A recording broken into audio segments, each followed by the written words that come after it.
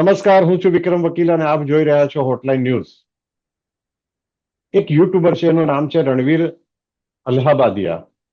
એના લગભગ એમ કહે છે કે 1.5 કરોડથી ઉપર સબસ્ક્રાઈબર્સ છે અને લાખોમાં વ્યૂઝ મળે છે. એ પોડકાસ્ટ કરે છે. પોડકાસ્ટ એટલે જે આપણી ડિજિટલ ચેનલ પર જે આપણે ઇન્ટરવ્યુ કરે છે. એક જમાનામાં અમે ઇન્ટરવ્યુ કહેતા હતા. ટીવી પર એને બાઇટ્સ કહે છે અને ડિજિટલ પ્લેટફોર્મ પર એને પોડકાસ્ટ કહે છે.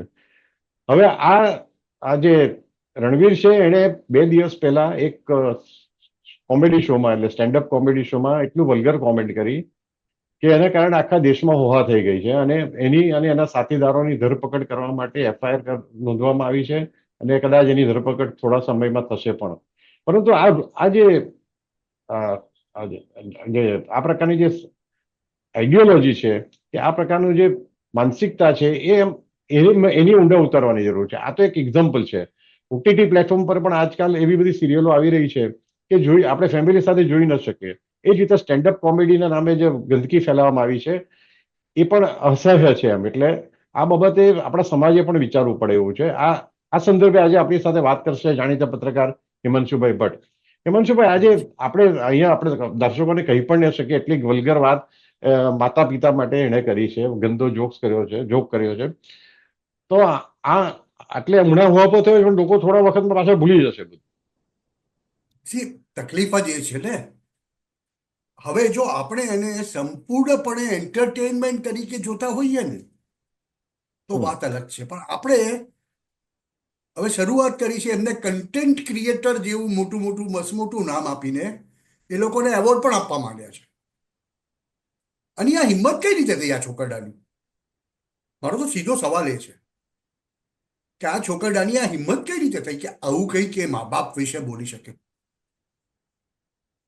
તમે સાંભળી લીધું ત્યાંનો ત્યાં ચાલુ પોડકાસ્ટ કે ચાલુ શો એ 4 જણે તમારો કેમ નહીં માર્યો એને? પણ હિમાંશુભાઈ, કોન્ટ્રરી લોકો તો ત્યાં જે હાજર હતા, દર્શકો હસતા હતા અને તાળીઓ પાડતા હતા. એટલે એ પણ એટલા જ એ જ ગુનેગાર વાત છે, છે. જવાબદાર છે. હા, એ જ વાત છે. હવે એને તમે પોડકાસ્ટ જુઓ. આઈ ટેલ યુ સમથિંગ. તમને નવાઈ લાગશે. એનું જે પોડકાસ્ટ છે, એની જે ચેનલ છે, એનું નામ કંઈક બિયર બાયસેપ છે. એને હા, શરૂઆત નથી કરેલી, ખબર છે કે શરીર બિયર પીતા પીતા પણ બનાવી શકાય. બિયર પીતા પીતા પણ શરીર બનાવી શકાય એવી વાહિયાત વાત કરીને એની શરૂઆત કરી.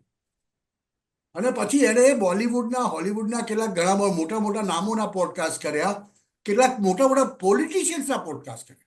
અને ભાજપના કેટલાક તમને સિનિયર કદાચ નેતાઓ, નહીં, ભાજપના કેટલાક સિનિયર નેતાઓ પણ એના સ્ટુડિયોમાં પોડકાસ્ટ માટે ગયા છે. હું તમને એ જ કહું છું સાહેબ. તમને કહું, જ્યારે એણે એસ જયશંકરનું પોડકાસ્ટ કર્યું, મેં પોડકાસ્ટ જોયો છે રણબીરનું. એની હિંમત નહોતી ચાલી આમથી તેમ કંઈ પણ બોલવાની. બહુ સીધો સીધો પોડકાસ્ટ કરેલો એને, ખાલી વિદેશ નીતિ આ તે બસ. પણ તકલીફ એ છે કે આ પ્રકારના કન્ટેન્ટ ક્રિએટરો જે સો કોલ્ડ ઇન્વર્ટેડ કોમામાં મૂકવા પડે, જ્યારે એ લોકોને ખબર પડે ને કે એ લોકો આવી કોઈ બેતુકી હરકત કરે, વલ્ગારિટી કરે અને એ કરીને છૂટી જાય, એનાથી એમને મોટું માઇલેજ મળે.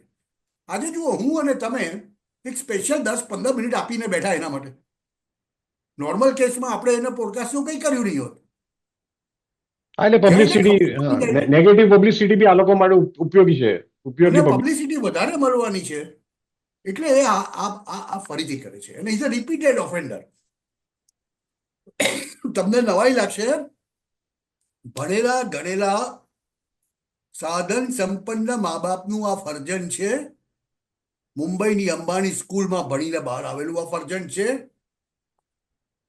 અને એ પોતાની જાતને એટલો ભોળો પ્રેઝન્ટ કરે છે ઘણીવાર કે આપણને એમ લાગે કે આ શું બોલશે, પણ એકચ્યુઅલી એ વાતમાં જાણી જોઈને આ રીતે વલ્ગેરિટી ભરેલી વાત કરી દે છે. આ લેફ્ટિસ્ટ લિબ્રાન્ડો કબાલ જેવું કહેતો હોય કે એ લોકોને ઓળખવાની જરૂર છે.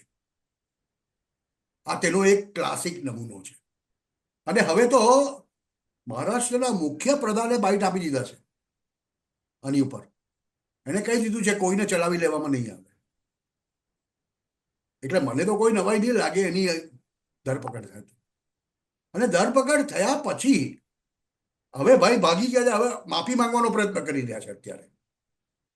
પણ હિમાંશુભાઈ, એ જ એની શો ઉપર પબ્લિક અંદર નાખો. આ ફક્ત એક એકલો ઓફેન્ડર નથી. એ જ શોમાં એની સાથે બીજા એક કોઈ રૈના કરીને હતા, એક છોકરી હતી, બીજા 2-3 જણા, એ દરેક એટલા જ બધા જ ગંદા બીભત્સ જોક્સ કયા છે. એ તો હા, આ તો આખી એક ઇકોસિસ્ટમ છે વિક્રમભાઈ. જી તમને ગમે કે નહીં ગમે, હકીકતોને સ્વીકારવી પડે. આપણે ત્યાં જેવી રીતે મીડિયા, આપણે હમણાં જ વાત કરી એકાદ બીજા કોઈ એપિસોડમાં કે યુએસએડનો ટેપ બંધ થઈ ગયો, પૈસા આવતા બંધ થઈ જાય એટલે ઓટોમેટિક બધા ચૂપચાપ બેસી જશે. આ બધાને પણ સીધા કરવાનો રસ્તો એ છે કે એમને અનફોલો કરો. નહીં, તમે એમની જો એમને સબસ્ક્રાઇબ કર્યા હોય, યુટ્યુબે એમને બ્લોક કરી નાખવી જોઈએ, ચેનલ બંધ કરી નાખવી જોઈએ. કારણ કે આ પ્રકારે એટલે યુટ્યુબ પર તમારો કોઈ અંકુશ નથી વિક્રમભાઈ. યુટ્યુબ પર ભારતનો કોઈ અંકુશ નથી. અને યુટ્યુબ અત્યારે આટલા વર્ષો સુધી લેફ્ટિસ્ટ લિબ્રાન્ડો કબાલનો એજન્ડા ચલાવતી હતી. ચૂંટણી આવે કે તમે જોજો રાષ્ટ્રવાદી ચેનલોની ફ્રીક્વન્સી ડાઉન કરી નાખતા હોય છે એ લોકો. હજુ પણ આજે આ ચાલે છે. હવે આવી સ્થિતિની અંદર તમે યુટ્યુબ પર આધાર રાખો. આનો ઈલાજ તો એક જ નીકળે, ભારત પોતાનું યુટ્યુબ બનાવે. આપણું મીડિયા આટલું મોટું છે, આખા યુરોપના મીડિયાને સંકલિત કરી લે, તે છતાં પણ ભારતીય મીડિયા એનાથી મોટું છે.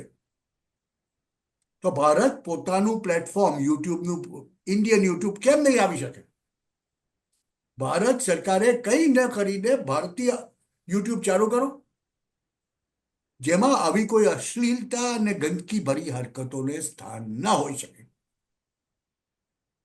પછી જેને જેની લાઈક. આ તો બહુ સિમ્પલ થઈ ગયું છે કે તમે જાણી જોઈને આ વસ્તુ કરો છો. અને આ જે કન્ટેન્ટ ક્રિએટર છે ને, હિમાંશુભાઈ, બીજી એક વાત એ છે કે આ જે સ્ટેન્ડઅપ કોમેડિયનો છે, જે આજે તમે કોઈ બી આપણો થિયેટરમાં નાટક પણ રિલીઝ થાય તો એના માટે લાયસન્સ લેવું પડે છે. ગુજરાતી નાટક હોય કે બીજી કોઈ પણ ભાષાનું ફિલ્મ રિલીઝ થતા પહેલા સેન્સરનું સર્ટિફિકેટ લેવું પડે છે. પણ આ સ્ટેન્ડઅપ કોમેડિયનો જે સ્ટેજ શો કરે છે, એમાં કોઈ લાયસન્સની એમને જરૂર નથી હોતી, કોઈ સરકારની કોઈ પરવાનગીની જરૂર નથી. એટલે બેફામ બનીને, કોઈ સ્ક્રિપ્ટ નથી હોતી એટલે પાસ કરવાની જરૂર નથી હોતી, તો પછી બેફામ બનીને લોકોને ગલગલિયા થાય અને જે એમને પૈસા વધારે મળે કે વ્યૂઝ વધારે મળે એને માટે આ બધું ચાલ્યા કરે છે. હવે તમને વિક્રમભાઈ એક વસ્તુ સાચી કહું, આમાં વાંક કોનું છે? આમાં વાંક આપણા તંત્રનું છે. સાચી વાત છે.